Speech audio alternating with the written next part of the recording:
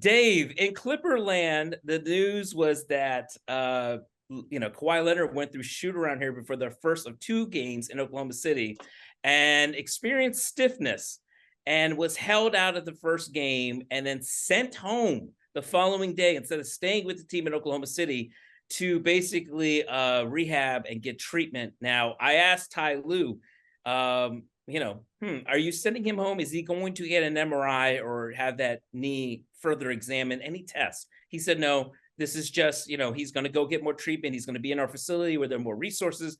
There's no need for concern that basically we're being the bad guy. He wants to play. We're doing the smart thing. We're sending him home. We're keeping out. We have our eyes on the long game here. And that basically this isn't any reason for concern. This happens to guys who come back from torn ACL. On the other side of things, of course, he was off for an entire year and he wasn't coming off a back-to-back or anything like that. They had played, I believe, Sunday. And then, of course, Tuesday morning Tuesday morning at shoot around, he experienced this kind of stiffness. So, it's a little bit concerning. And the Clippers naturally, are pretty tight-lipped about Kawhi because obviously, Kawhi likes to keep things private and likes to keep things very tight to the vest. Although this season he has talked a lot more to the media. I gotta say, this is still, to me, this is concerning because anytime a player has to go home and leave the team on a road trip, and I get it, they do have more resources back home, but when you do that, to me, it just kind of raises the antenna. And so now we're wondering what his status is going to be moving forward. They have a game on. He's obviously not playing tonight against Oklahoma City on Thursday.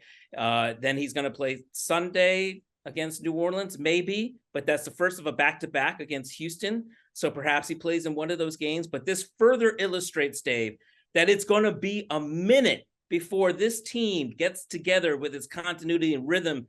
Nick Batum told us in the locker room the other day, 2 months. He used the word 2 months before we see this Clipper team at full strength, because Kawhi, he was already playing just 21 minutes a game. And he said he probably isn't going to be in the starting lineup until he gets that up to about 35.